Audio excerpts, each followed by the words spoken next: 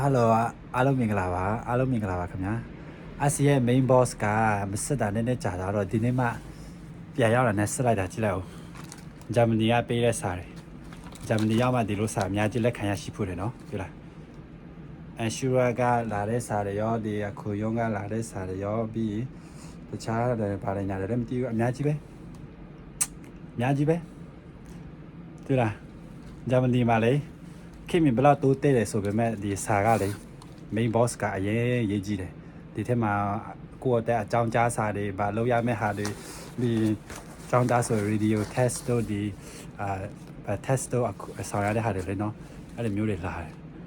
အဲ့ဒါကြည့်တပတ်လောက်ပဲရှိသေးတယ်စာမစစ်မိတာအကြောင်းမို့ဂျာမနီမှာနေတဲ့သူတွေဆိုရင် main boss ကိုမဖြစ်အောင်စစ်ရပါမယ်စစ်တာနောက်ကျသွားပြီဆိုရင်တော့ပူပြီးမှအန်ဒီရများတယ်ပေါ့နော်အဲ့တော့ပုံမှန်အခုပုံမှန် main boss ကိုစစ်ပါပေါ့နော်โอเคအဲ့ဒါပြောပြချင်တာပါဒီမှာရေးစားစာတိုင်းတော့အများကြီးမရဘူးဂျာမနီကရုံးကစာတယ်တော့ဒီမှာတပိုက်ကြီးဖက်လာပါအောင်မယ်